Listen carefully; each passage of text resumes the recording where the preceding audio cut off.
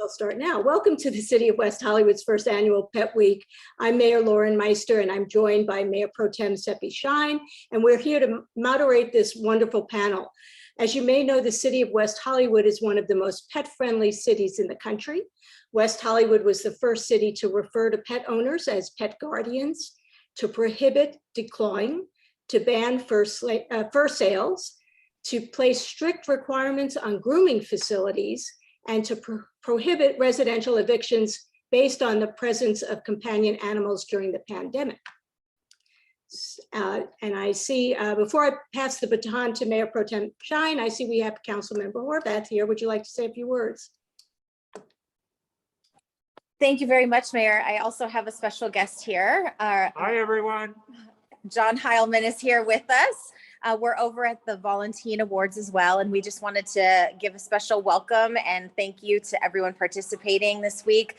I don't have Winston with me because I'm at the park at this event, but on behalf of myself and Winston, welcome to Pet Week in West Hollywood. Thank you to my colleagues for initiating this item, and thank you to everyone in the community who will participate. It's such an important part of our culture here to celebrate and enjoy our pets, our animal companions, and the enhanced quality of life we have because of them living with us. So I will pass it back to you, Mayor. Thank you very much. And I'm going to pass it over to Mayor Pro Tem Sepi Shyne. Thank you, Mayor. Welcome, everybody. I'm so excited for this panel. I initiated Pet Week. I called the mayor because I know she is a major pet lover and a dog lover, and we put together the first ever Pet Week because of all the reasons that the mayor and Councilmember Horvath discussed. There's so many residents that own pets in our city, and I thought, what a great way to dedicate a whole week to our pets. We have World Dog Day coming up this Saturday at WeHo Park. We have people submitting pictures of their pets. That's on our WeHo Cares Instagram page with little quotes about your pets. And this panel I'm really excited about it because I personally do believe in holistic veterinary care, and my dog Chloe is actually right here as well, right next to me for Pet Week and giving me kisses. So without further ado, I wanted to go ahead and let you all know who our panelists are today. We have Dr. Heather Oxford, who received her Master's of Public Health and Epidemiology, I think I said that wrong, from Emory University and worked at the Centers for Disease Control. She then attended the University of Tennessee College of Veterinary Medicine, where she received her doctorate of veterinary medicine degree. Upon completion of a small animal veterinary internship at California Animal Hospital, she practiced conventional small animal medicine in Los Angeles before becoming certified in acupuncture at the Chi Institute and rehabilitation medicine at the Canine Rehabilitation Institute. Dr. Oxford has been integrating Western and traditional Chinese veterinary medicine with animal rehabilitation to optimize pets' quality of life for over 13 years and providing these services to pets exclusively in the comfort of their own homes for over 10 years. We also have Dr. Lindsey Wendt, who received her bachelor's degree from the University of California, Davis, and then continued at UC Davis to receive her doctorate of veterinary medicine with a focus on zoological medicine. After graduating, she completed an intensive small animal rotating internship at VCA West Los Angeles Animal Hospital and spent many years working general practice and emergency in the greater Los Angeles area. Her own beloved dog, Nala, developed a chronic gastrointestinal disease that led to her exploration of alternative rather than just managing her symptoms from a conventional medicine approach. Dr. Wendt created a mobile practice to service the pet population of the Los Angeles area. She has gained certifications in acupuncture and Chinese food therapy through the Chi University in Florida, and is pending certification as a canine rehabilitation therapist through the Canine Rehabilitation Institute. Nicole Ellis, who is with us, is a certified dog trainer, pet lifestyle expert, and author. She always knew her destiny was to work with animals. She studied animal training with top trainers, learning to work with everything from exotics like bears and big cats, wow, to household pets like dogs and cats. Somewhere along the way, she realized that her mission as a trainer was actually to train other humans to strengthen their bonds with their pets through positive training and mutual understanding. Nicole has appeared on Amazon's The Pack, The Today Show, NBC, Fox, MSN, Mashable Pet 360, Travel and Leisure, Huffington Post, and more. Using positive reinforcement methods, Nicole has trained thousands of animals from basic behavior and puppy manners to trick training, therapy work, and service dog training. I also want to thank our staff, especially Andy Lavano, who's been incredibly helpful in putting together Pet Week and this panel as well. Annie, back to you, Mayor. Thank you very much. I see Councilmember John D'Amico is here if he wants to say a few words. Great.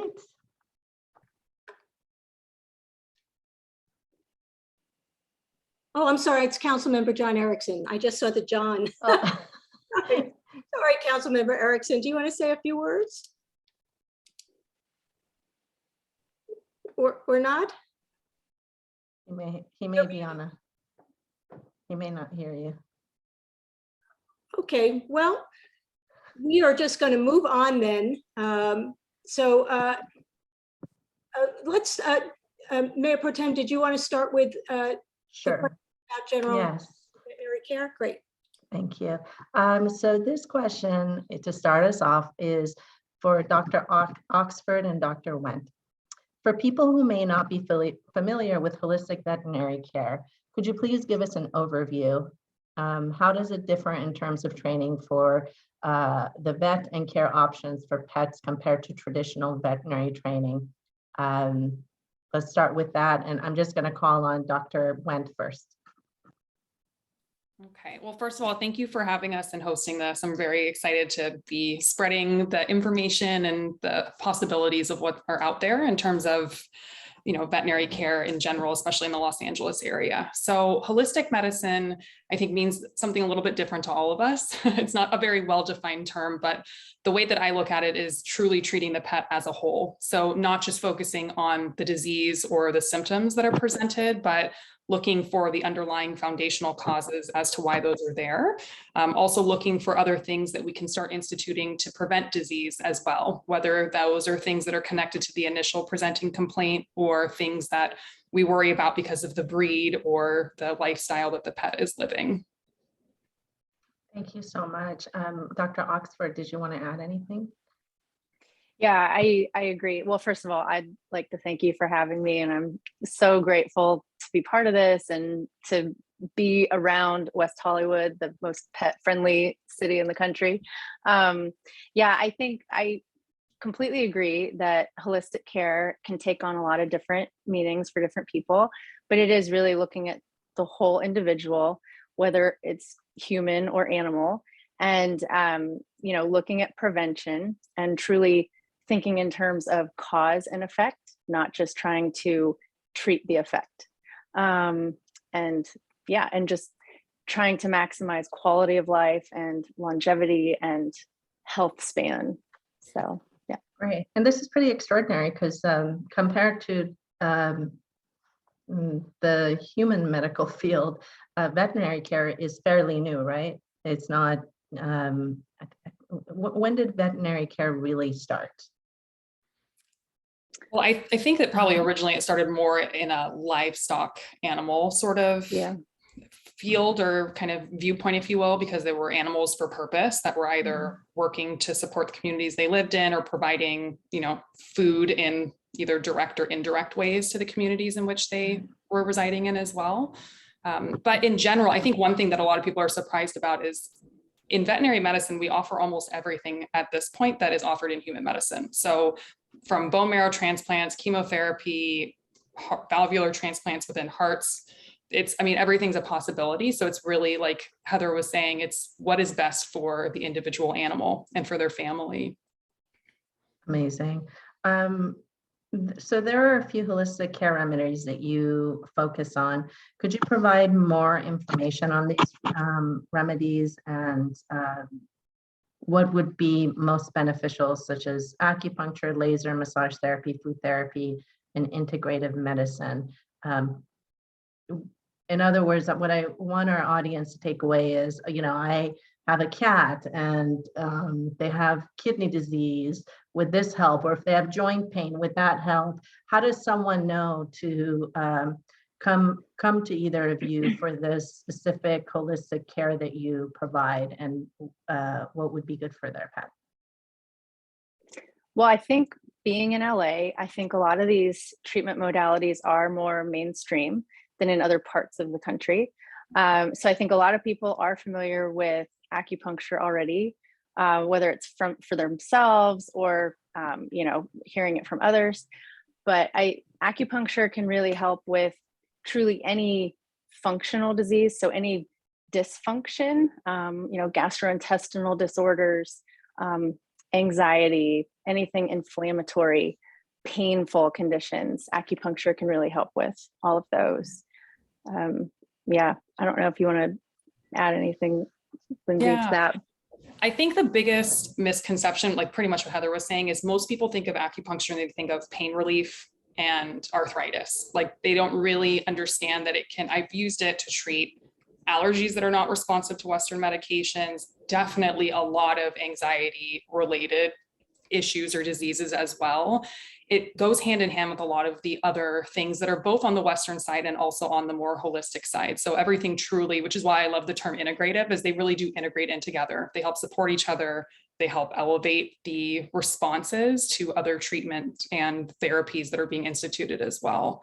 One thing I don't think we addressed was the training, because I think that is a really good thing to bring up. So we all go through veterinary school and go through the conventional training. So both Heather and I have practiced Western medicine for a long time, and it's still, in our everyday lives, but a lot of us look to expand ourselves outside of that. So we have to seek out that training on our own for each individual specialty. So it's really what calls to you, what our patient population seems to need. And then that's how we determine what we seek out next.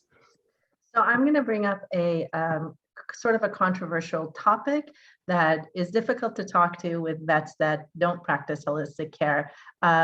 Vaccines versus titers, and if you can explain to our audience what all that is and what your viewpoint is on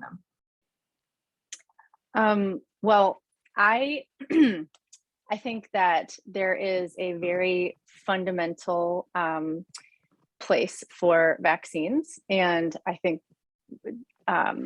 we have all heard about the leptospirosis outbreak that LA experienced, as well as the canine influenza outbreak that we experienced. So those are both diseases that can be prevented with vaccines.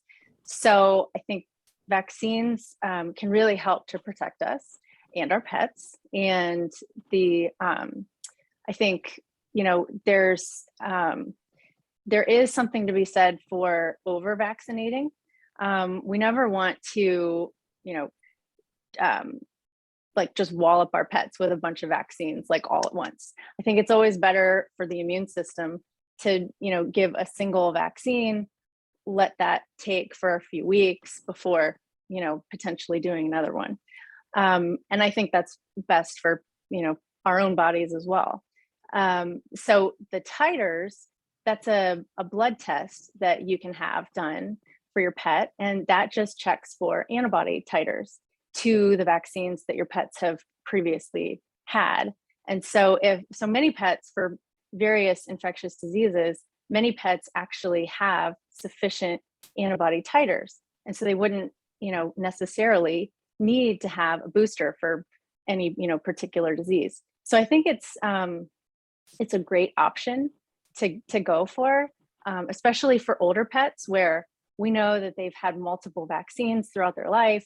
And the research really has told us that many of these pets sustain, immunity to these, diseases and don't need to have, vaccines like every, 3 years or whatever. So I think it's a good thing to use the titers.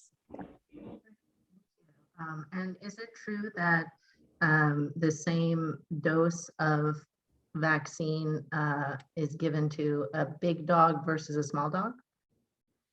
It is, that is correct. So there's a standard dose. There's been a change in the manufacturing aspect in that there are some companies that are making lighter doses. So they're about half the volume, but with the studies that are done that correlate or correspond with those vaccines, they have to use, or really it's easiest for them to use a set amount per individual rather than trying to scale it based on weight, because there's so many other factors involved. And like Heather was saying, I think one thing I would really want to emphasize too is younger animals, it is really essential for them to receive their vaccinations, because if you don't give them that basis of immunity when they're young, those are typically the ones that are most susceptible to preventable diseases. And so it's really having a conversation, finding a veterinarian that you trust and that you have a good rapport with, because you should be able to ask those difficult questions and be able to have a conversation. And also factoring in the lifestyle of the pet. You know, if animals aren't going to doggy daycare and dog parks, they may not need a canine influenza vaccine. It's not necessarily across the board that every animal needs every vaccine. So it's really a conversation that should be had based on lifestyle. Thank you so much. I actually, my pup got all of the initial vaccines because I rescued her when she was, we don't know exactly, but around 1. And after that, after I read about the whole vaccine versus titer, I've been doing that. And she needed distemper, but not parvo last time. And then she's due for her next titer. So I'm going to take her in and kind of following that. So this is, I think this is very helpful. Thank you so much. I'm going to pass it to the mayor, who's going to talk about training tips. Great, thank you so much. This question is for Nicole. Nicole, you provide extensive training, including puppy training, obedience training, trick training, production work training, and private in-home training. What are some of the first training tips you provide to new pet owners? Great question, and super excited to be here with these amazing panelists. First thing is always just letting your pet settle in at home. We're all really excited to have our new dog or even cat join us, but no matter where they came from, it's a change of sight, smells. Give your pet some time just to relax at home and get to know you. And then once training starts, you can start at any age. I've had many clients say, oh, he's not 6 months old yet. You can start in your living room, no matter how old your dog is. He started at 8 weeks old on scent work. So lots of stuff you can do with young dogs. And I start by teaching them their name, a sit, a stay, and a touch. Those are super important to me. I want my dog to be able to stay, taste something dangerous is coming, come to me if I need to recall them, and touch I use for so many different things. And these are things you can find online training videos for, which is something I love. I have a ton on my website, and there's a bunch all over YouTube. So no matter your income, you can be able to train your dog simple, fun basics, and it's a great way to bond together. And then I also just focus on a lot of handling. That means getting them ready for vet visits, getting them ready for grooming. When I come over, I want them to be fine with us touching paws, touching ears, checking their teeth, because those are things that your pet shouldn't be stressed by. And we can start that at an early age to get them most comfortable. Great. So can you teach an old dog new tricks? Absolutely. My dog's sleeping in the back there, Maggie. She's 14 years old, and she's super active. She still hikes 2 miles with us, thanks to holistic medicine. And she learned a new trick last week. So even if they have no background in training, and I think that's so important, it provides that mental stimulation that we all need as we get older, and that includes our animals. So definitely get your treats out, get their kibble out, and have fun together. Great, and you make it a point to train the humans as well. Yes, I think it's mostly training the humans, which everyone's a little surprised by, but I unfortunately don't live in everyone's home. So when I'm not there, I want everyone to be able to train their own dog. And I don't need a bond with your dog, you need a bond with your dog. And I think that's the best way, is you guys having fun learning together and growing together. So not only do we increase our bond, but we can get a well-behaved dog that we can take places, whether that's cafes or whatever you do in your lifestyle. My dogs come to the horseback riding with me. They come paddle boarding with me. So we can train your dog to just join you on your life adventures. And I think through training, we can also make stressful situations a lot less stressful. So I love setting them up for success for vet visits by teaching like a chin rest and getting them used to picking up their skin. So when we go to a vet for everyday visits, it can be fun and not stressful.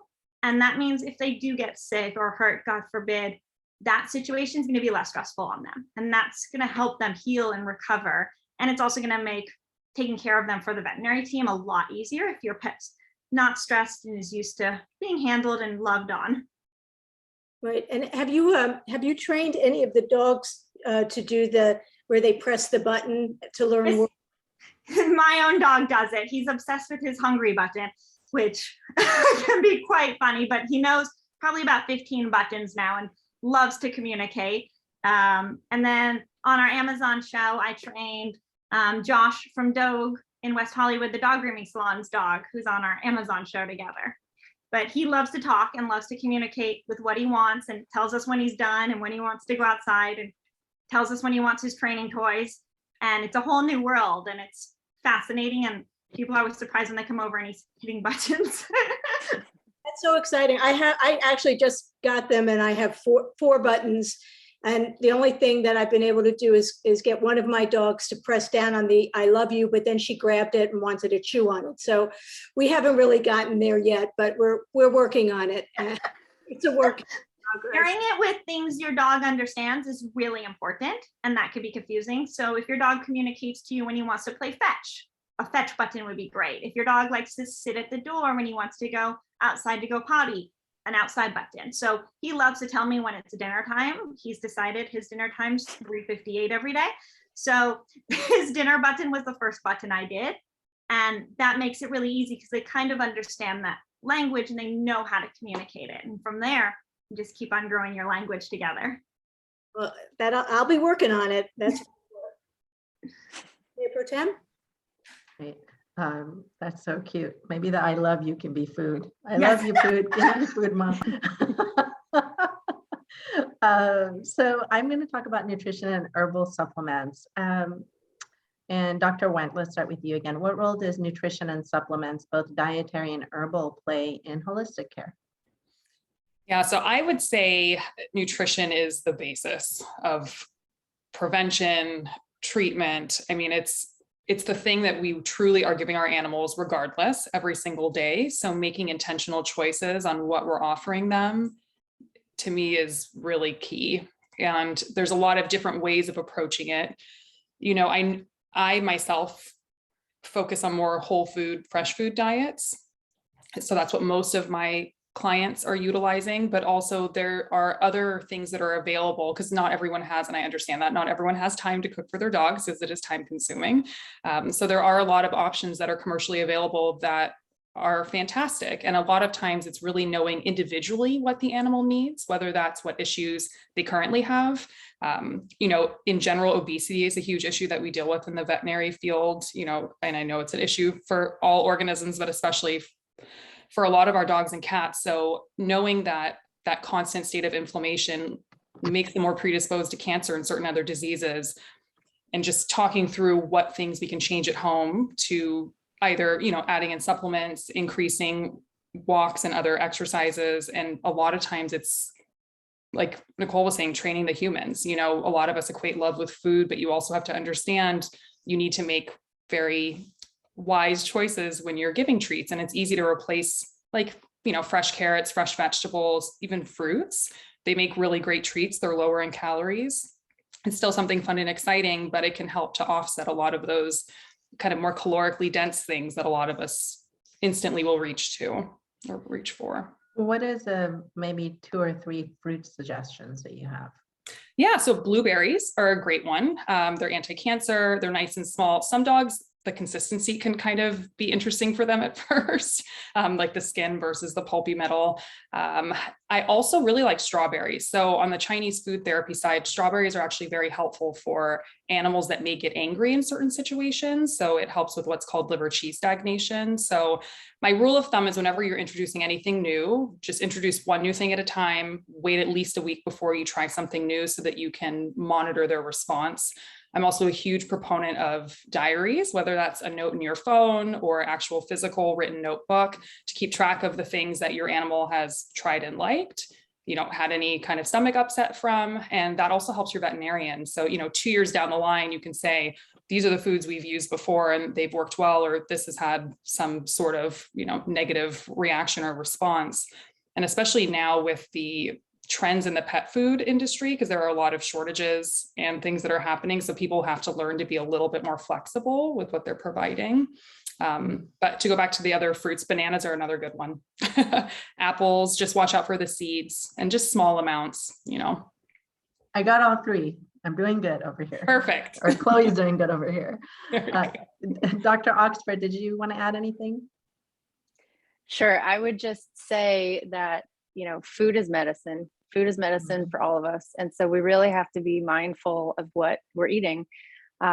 We wouldn't eat, you know, well, we wouldn't expect to do well and thrive if we ate cereal every day for every meal of every day. And that's essentially what a lot of our pets are doing when we're feeding them, you know, a dry kibble, or even some canned foods, because kibbles tend to be at least 40% carbohydrate to get them into that perfectly formed little nugget. They have to have a lot of starch in there to bind that. And that's high carbohydrate. And dogs don't need that many carbohydrates on a daily basis. And cats definitely don't need that. And when you're fed something that's that high in carbohydrates every day, and this is different from grains. Carbs are not necessarily grains. That's not the same thing. But if it's, you know, high in carbs, then we're actually increasing the sugar intake that our pets are consuming every day. And sugar is very pro-inflammatory. And every disease basically that there is has an inflammatory basis to it. So, you know, I think it's really important. And I think in conventional veterinary medical situations, and even conventional human medical situations, many times you would go and spend your 15 to 20 minutes in the room and never be asked anything about diet. And so I think that's the, you know, number one most important thing. Yeah, it's just, you know, and each diet should be customized for that patient. I don't think there is like a blanket food that, you know, is good for every animal. But I do agree wholeheartedly with Dr. Wendt that the foods that we feed should be fresh foods. You know, there's kind of a saying that's that goes, the longer your food lasts, the shorter you do. So, you know, things with a lot of preservatives, highly processed things, are just not good for our longevity. Really resonates big time. Do either or both of you have there may be folks watching now, they're like, okay, well, I want to make my own food for my pup or cat. Do you have any suggestions on resources, books, etc. people can read or go check out at the library? To obviously they can also come to you or another holistic vet to do a one-on-one pet evaluation. But if that's something they can't do, any suggestions for any resources at all? The two main resources that I recommend. So one is a website called balanceit.com. So Balance It was created by a nutritionist. And the nice thing about it is you can go and customize what you want your animal to eat. I will take a step back and say I would at least always recommend that someone consults with their veterinarian, because there are certain things that are better for certain animals, and there's certain choices that we'll make as veterinary professionals that it might be kind of hard for a pet parent to understand why we're recommending that, but it's important for them to have a full picture. So I very rarely recommend that people on their own go that route, but it is a good alternative for those that cannot afford, let's say, to have a veterinary nutritionist, you know, a boarded nutritionist create a customized diet for them.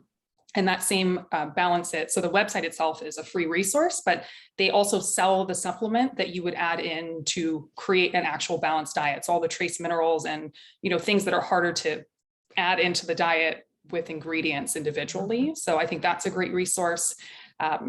The other one, and I'm forgetting the name of the book right now, so I apologize, but there's a veterinarian that is Dr. Igor Basco. So his last name is Basko. He's been a holistic veterinarian as long as I've been alive. And I was very grateful to actually spend some time with him recently. And in his book that he it's out, it's available on Amazon. He actually has recipes in there. So for those that want to try to kind of dabble, or the other thing I'll recommend for people is if you don't feel comfortable, feed part of the diet like a high quality dry food, and then add in a topper at least, because not everyone can afford or have the time to put together a full fresh food diet. So every little bit counts.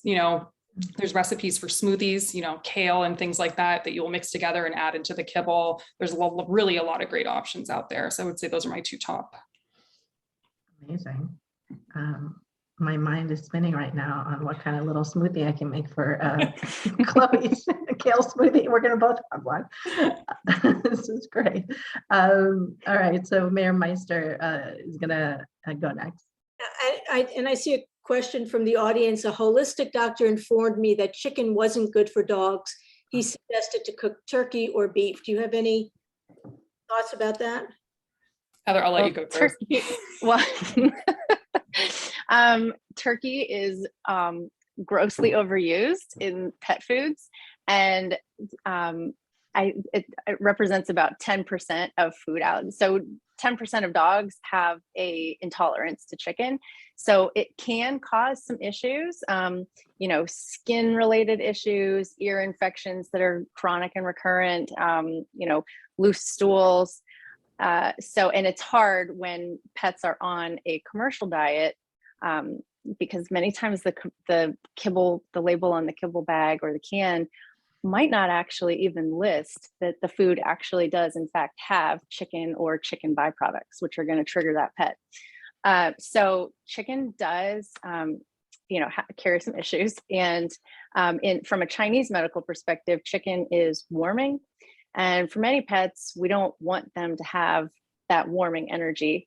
Many of the pets that I see are older, and they tend to be cool seeking, meaning when they go outside, they're gonna lie down in the shade. They're gonna lie on the cool floors in the house. They're seeking that cool because internally they feel hot all the time. They're panting a lot. They might be drinking a lot. And then you find out that pet is on a chicken-based diet, which is contributing to that internal heat. So I think chicken can be okay for some pets, but I think I tend to discourage people from feeding chicken-based foods. So then are you a turkey person or a beef person? Well, because I practice Chinese medicine, it all depends on the pet. So turkey tends to be a little bit cooling. And so, yes, if I had a dog that was really showing all of those heat signs, I would suggest turkey or another cooling type of food, such as fish or rabbit or duck. And beef, from a Chinese medical standpoint, is a neutral food. So beef can almost be like a universal food. Interesting. I have one dog who likes to lay in the sun, and the other one likes to lay on the kitchen floor. So beef is the way to go. Right. They're not going to eat the same thing.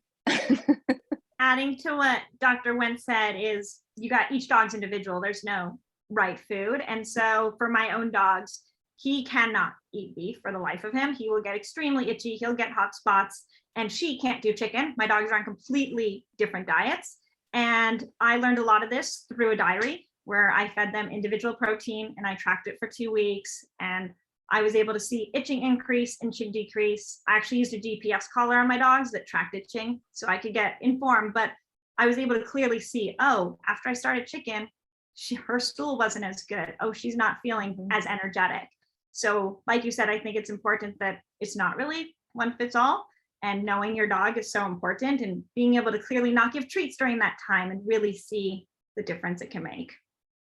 Even though they'll be pressing that button that says treat, treat. Exactly. That's when we give a nice piece of that chicken. So I do a lot of my training with their own food, because we don't need to add extra calories. And I'm not buying the cookies at the store that are filled with a bunch of junk in it. I'm giving treats that are mostly just their meat protein. And he's just getting a small, tiny sliver of that. And he still is excited and loves it. And that's going to help not add them weight and keep them fit and prevent those allergies that I know my own dogs have. Great. So one of the things we hear about the most right now is separation anxiety.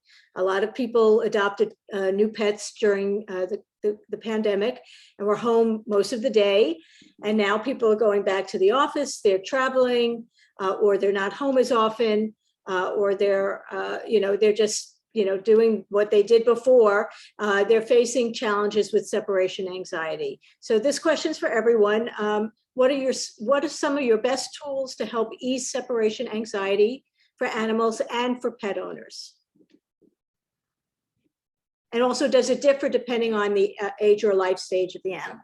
I can drop in first from a training perspective. And I always say with anything that's behavioral, it's always a good idea to consult your vets as well. Like acupuncture might help with stress. There might be some pheromones we can plug in. There's a lot of things your veterinary can suggest that I cannot suggest as a dog trainer. So always get that second opinion. But as we are returning back to work and our pets are not too happy about it, there's a few things I suggest, which is first of all, making sure your dog's getting that mental enrichment.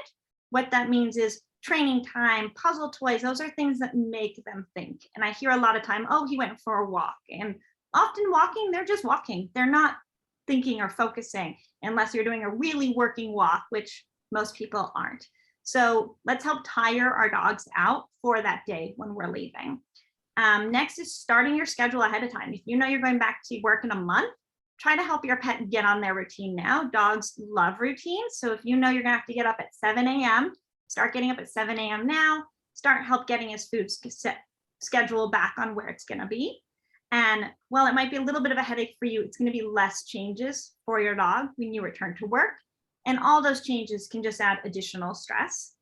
And then I recommend starting desensitizing triggers. So a lot of our dogs know we put on our shoes, we're leaving, and they start that stress anxiety. Maybe it's you picking up your wallet, your keys. So start breaking those. And how we do that is we might grab our purse and I might go watch TV. I might pick up my keys and then I'm gonna go talk to a friend on the phone. So those things slowly become, oh, she's not leaving. This is no big deal. And then next of all, start slowly leaving your dog. I love my dogs so much. They are my family, but we need to start going outside the house, maybe for a phone call, going for a walk around the block, going to your local coffee shop, and start adding space. So it's not all of a sudden we're home 24/7 and now you're gone for 8 hours. That's really stressful. And they don't understand that your boss needs you in the office.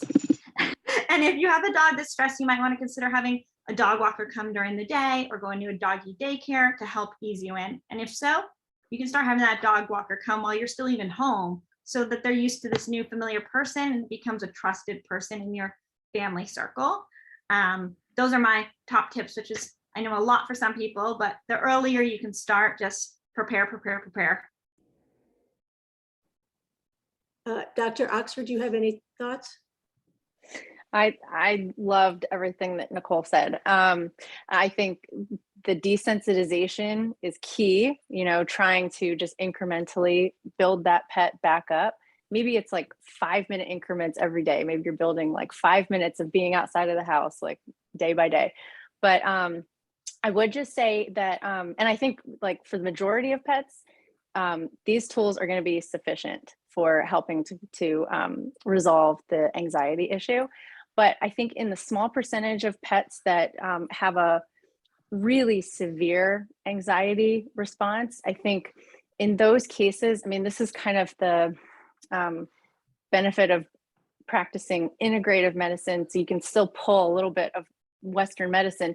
I think some pets that have severe anxiety may actually benefit from, a medication to help with the anxiety. And the goal there would be to use the medication for only a short-term period while implementing all of the tools that Nicole was talking about.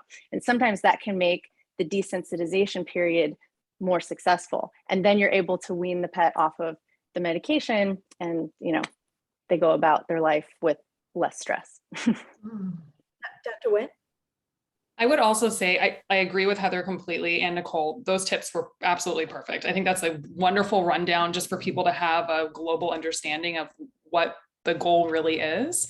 I myself, because I've treated a lot of patients that their owners don't necessarily want to use Western medicine, I use adaptogens, I use medicinal mushrooms, I use pheromone products, I use herbal supplements, acupuncture, and it takes some time. So it's also setting up people's expectations. You know, this isn't going to be an overnight fix, but I mean, most Western medicines are also not an overnight fix, actually, because most of the ones that are used for longer term anxiety management, it takes 4 to 6 weeks for those to come fully on board, which a lot of people are familiar with, because on the human side, it's very similar. So like Nicole said, a lot of it's preparation. You know, if you know this change is going to be happening, start 2 months ahead of time. Make a plan with your vet, start some supplements, even diet can actually, there's certain diets that are more calming for the mind. So there's a lot of different tools that you can use. So one of my dogs, Sammy, had a lot of anxiety going on walks. I adopted them through the Dove Project from South Korea. And so they really went through a lot. So I tried some cannabis product, and it did seem to help him be a little less anxious on the walk it was mostly when he saw other dogs. How do you feel about cannabis products in general? Yeah, so that's a great question. So until 3 weeks ago, as a veterinarian, we could not even legally recommend particular products. So this is something that just recently changed. And I was actually, so I'm a member of the Veterinary Cannabis Society. So I've really been keeping tabs on this, because for my own dog, I've seen a huge improvement.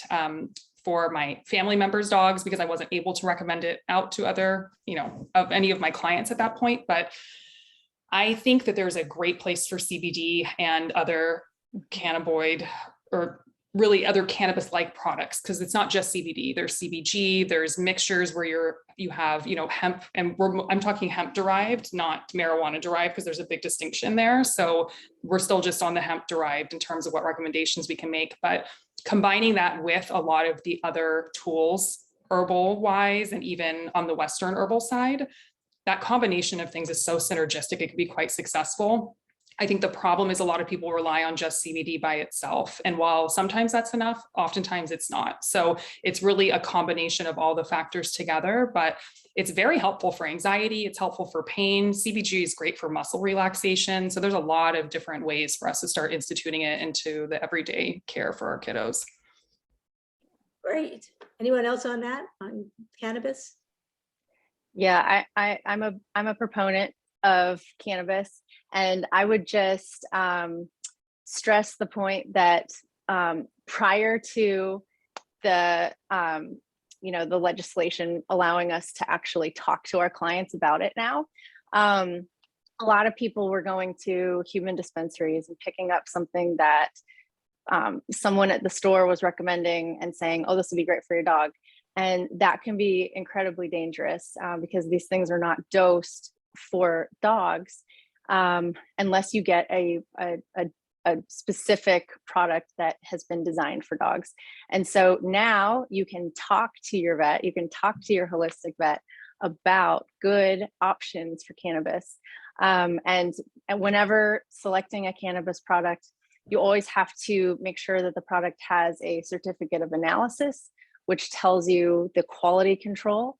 And it tells you what is actually in the product that you're using, so that you're, not just, blindly like choosing a product that somebody from, the dispensary down the street told you to give like 0.5 milliliter to your dog, So yeah, I think there's some safety issues. And when you have that discussion with your vet, or you can actually go to veterinarycannabissociety.org and actually get educated about it. So it's a great resource. That's great. Thank you so much. Yeah. I'm so excited. I had no idea the laws changed. I know the mayor and I were actually talking about this. So this is really amazing to hear. So I wanted to kind of chat about the fact that there's been a lot of attention paid to doctors and nurses who are overworked and burnt out as a result of the pandemic. During this time, there's also been a spike in burnout, compassion fatigue, and mental health concerns among veterinarians and people working with animals. Veterinary professionals struggle with high rates of anxiety, depression, and even suicide because some of the challenging situations they see on a daily basis. This is what we've read. How difficult has this time been for you all? working in this field? And are there things people can do to provide additional support to you? So I think that Dr. Oxford and I have been fortunate in that we practice in a very different arena than a lot of our colleagues do. So I can speak for those I know that have been working emergency and even general practice. It has been very hard. I know people that have contemplated leaving the field. I know some that have left the field. I know that it's very difficult for them to find support staff. I think the biggest thing that we can do as a community is just be kind and compassionate and patient with each other. So I understand that, you know, it's been very hard for everyone, but when you bring that stress into your interaction with someone that has already, you know, had to have this similar conversation with 10 other people before you, and they're just trying to do their best to help support the pets and their parents, it's difficult. And it's sad to watch. And some of the stories that I've heard, it's unbelievable. Like some of the things that people will say to, you know, the customer service representatives that are working at the hospitals, you know, it's just everyone being understanding and patient with each other. I think that's really the kindest thing you can do really in every situation. You know, all the essential workers that have been going this entire time and haven't gotten a break and have exposed themselves and their families. I think we should all just be really grateful. Agree. Dr. Oxford, did you want to chime in? And even Nicole in your field as well. I mean, this could be an issue. Yeah, I would just say, you know, this pandemic has been stressful for everyone. And so you can see how pet owners are stressed out, and then their pet has an emergency, and then they call the emergency room and they quote them an 8 to 10 to sometimes even 12-hour wait time. So there's true panic that can set in. And just, you know, it's just a really tough time to navigate. And I can see it from both sides of the spectrum. And I think it's so incredibly important to just be understanding, and you know, and also understand that if you arrive at the emergency room and your pet is in a critical condition, they are going to triage you and get you in. And so there's no need to, to say unkind things, and just know that everyone there is trying their very hardest, and no one in the veterinary profession is in it for the money. So just know that.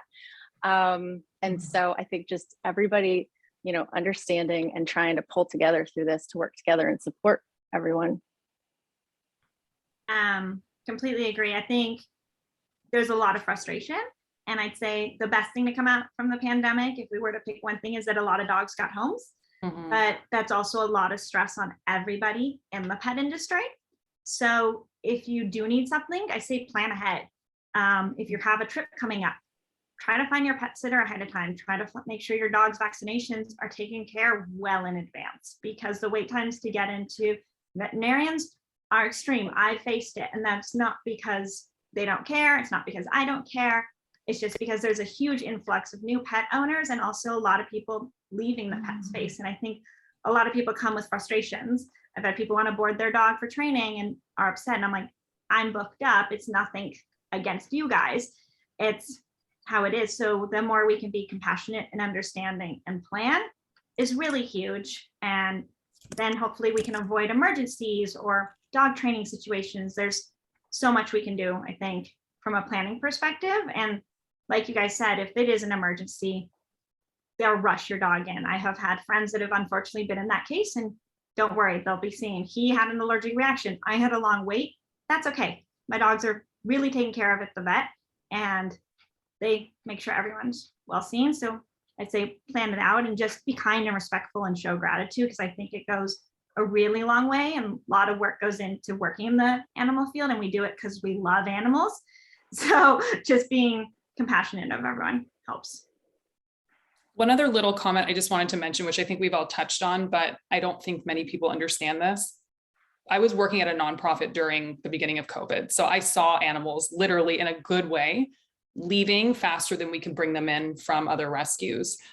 But on the veterinary side, there was no increase in the support. So the amount of animal ownership right now greatly exceeds the capacity that we all have to provide high quality care. So I agree with Nicole, plan ahead, but also just be really patient and understanding if someone does tell you that it's 3 weeks to be able to get in for a general examination appointment, or it's a very different environment than we've had to deal with before. And we're still trying to find solutions to the demand being so much higher than the supply. Thank you all so much. That's your thoughtfulness in these responses was definitely felt. So thank you. Yeah, and I'll just make sure that you're looking at the chat, because there are some questions there and people would like to have your website URLs so they can visit your website. Take a look at that. And then I'll just ask a quick question to everyone on the panel. Living in California, we experience various natural disasters such as earthquakes on a more regular basis than maybe other places in the country. What should pet owners do to prepare for these types of situations to keep themselves and their pets as safe as possible? What do they need to keep handy in case of an evacuation? I'm going to start with Dr. Wendt. Yeah, so my biggest recommendation would be basically whatever you're preparing for yourself, prepare the same for your pet. Meaning, I know we all have, like our harness and our leash. I actually keep a separate one near my emergency supply so that I don't have to go looking for my regular one. I highly recommend a harness over a collar, only because when they're nervous, it's very easy to, be scared of what's happening and pull out of a collar. And the last thing you want is to have to worry about your pet going missing in the middle of an emergency. Having enough food and water, and then also medication. So if your kiddo is on a medication that they need, have a month's supply that maybe every 6 months you go through and use, and then you replace it. But I also, for that reason, try to encourage people, don't wait until the last minute to refill your medications, even both for humans, but definitely for our pets. Nicole? I've actually have a blog post on this, so I love this topic. And unfortunately, my horse went through the Woolsey fires in Malibu, so been through evacuating, and lots of fires have been near my house as well. So I actually have very well-prepared kits packed. One is always having food available. I think that's something we don't always keep in mind, but having extra food, whether it's extra canned food or dried food that you can grab when there's an emergency, we need to be able to get ready. I have bowls I always pack for my dogs that I can pack water in it, close it up, and we can throw it in a suitcase. It's not going to spill. I always keep an extra set of my dog's vaccination records. We don't know where we're going to end up when we're evacuating. So having that ready to go in a dog's emergency bag, I think is so useful. If your dogs hopefully are always wearing their collars, but if they're not, having that set of tags should be ready to go. I also include a printed photo of my animals. Hopefully they never get lost, but God forbid they do. That could be really useful. Like you said, medication. If our dogs are crate trained, I always grab a crate, something I can put them in the car super safely. And then I always grab an old towel, just you never know when that's going to be handy. And if you have a dog that's nervous around new people, stress, things like that, a muzzle can be really important just to keep in your emergency bag. And last, I say grab some bones, chew toys, because most likely boredom is going to occur for your animal. And it's also a way for them to focus on something. Chewing and licking helps pets de-stress. So we can give them that no matter where we go, whether that's a hotel or an evacuation center. It's going to give them something during this chaotic time. And if you're evacuating your kitties as well, having extra cat litter that you can just grab and go, and having a disposable litter box or something's always useful too. That's great information. Thank you so much. Dr. Oxford? Yeah, I would just add one thing to that. I would just make sure that your dogs and cats are microchipped, and make sure that you not only have microchipped them and also sent in your information to the company to have that microchip linked to yourself, but then also call the company and make sure that they in fact have registered your information with that microchip number. That actually happened to me personally when my own dog got lost, and we called the microchip company, and they, even though we had paid and, you know, sent information, the company had never actually switched the registration information over to us. So, so I would just say, make sure that you have double checked that with the microchip company. And I have, my dogs are a little bigger. I have air tags on one air tag on each of their collars. So if God forbid something happened, I could track them down with my iPhone. Mm-hmm. Mm-hmm. And I know that there are actually ones that are geared more towards animals that may be a little bit lighter for smaller dogs and cats, but it seems to work, and they don't mind it. So that's super. Well, we are at 26. We are really good at timing. Are there any other, rather than do any additional questions, and I don't see any additional questions in the chat, any final comments, thoughts that you'd like to share? We'll start with Nicole. I think we covered a lot of stuff. If you're interested in training your dog, I'd say you don't need much time. I often hear I don't have much time, I work a lot. I'd say my training sessions are like 15 minutes a day. My dogs know 150 plus behaviors.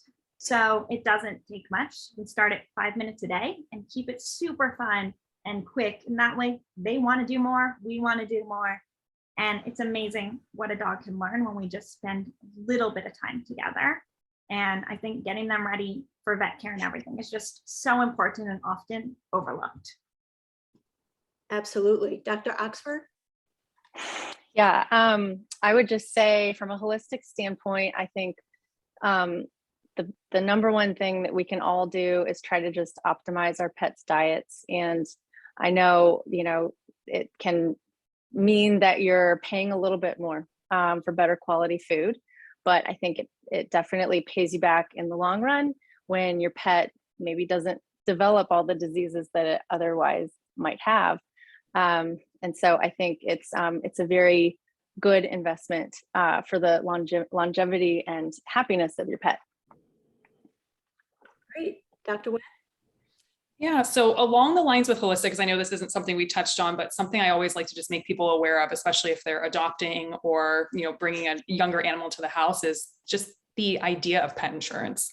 So there are a lot of pet insurance companies that will actually cover holistic therapies and treatments. So if that's something you're interested in, the sooner you get that, the better, because as soon as any sort of disease or issue comes up in your pet's medical history, it will be a pre-existing condition. So ask the questions, you know, really go through all of the things that you're looking for in terms of pet insurance. I have found that to be very helpful, even for my own dog. So even my own dog is insured, because you never know what's going to happen. And, you know, it's always a heart-wrenching situation to have to make decisions based off of finances alone, you know, knowing that there could possibly been another option.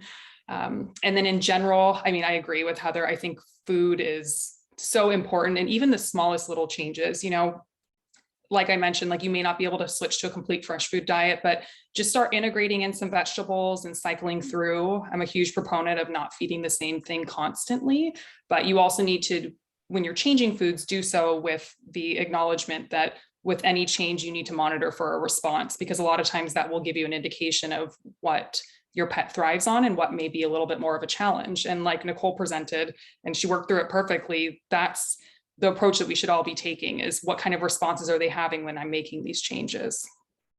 And quick question, what are your favorite vegetables for dogs? We went through food. Oh, I'm a huge mushroom lover. Mushrooms have a lot of anti-cancer properties, and they also help to drain damp, which on the Chinese medicine side, it really just means there's a collection of things, or not fluid per se, but there's a collection of material that you're trying to eradicate. So animals that have recurrent urinary tract infections, or a lot of, you know, moist skin issues that tend to be on the underside of their belly or on their legs. So I like to use celery a lot for that as well. Let's see, I mean, I cycle through everything. I love sweet potatoes. It's a great digestive support, very easy to digest, of course, but also it's just enriching for those organ systems that are processing everything. I really like green leafy vegetables for liver detoxification, which I don't necessarily use those on a daily basis, but I will do kind of detox periods. So almost like with people that are going through a cleanse, we can take that same approach with our dogs and our cats to a certain extent.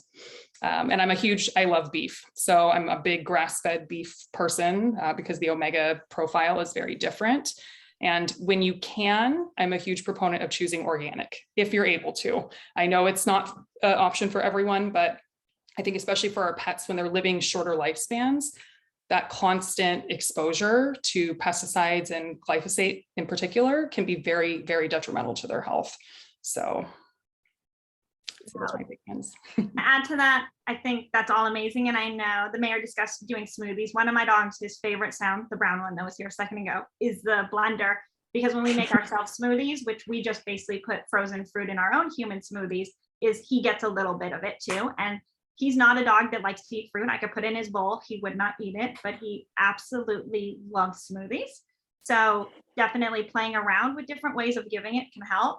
And I think a big thing that I always hear is people always ask me, being a pet parent of a senior dog, is how is she so active? How is she so healthy? This dog's 14 and she still does tricks and plays and runs, and she hikes 2 to 3 miles with me. And a big part of that is I started everything super early, including pet insurance. And pet insurance, I made sure it covered holistic care, but my dogs started going to chiropractors long time ago. My dogs are active and they don't go because they're hurting or they're limping. I went as a prepared, getting my dogs fit and making sure they feel good when it's before something comes up. And I think that's been a huge thing that helps. And that's why I feel like I've been so lucky to have healthy dogs. She's a white dog with no tear stains and is super active and healthy. And just try to do things early while your dog's still healthy and feeling good. And it will, I really think, benefit your pet's life. And there are products out there that have a lot of ingredients you talked about. Like I know green juju I use for one of my dogs, which has bison broth and leafy greens and broccoli. And you can buy that at local West Hollywood pet stores. So there's lots of great stuff out there for our dogs. Well, that's fantastic. Panelists, you have been wonderful, and we really appreciate all of the information that you have shared with us, and it's really been great. Mayor Pro Tem? Yes, I'm so grateful for all of you and the work you do, and what an incredible panel of it's really just, we're very happy. This is exactly what the mayor and I were hoping for, so we appreciate you and thank you. And thank you to everybody who showed up to watch, and I hope everybody has a wonderful evening. Thank you so much. Thank you. Thank you so much.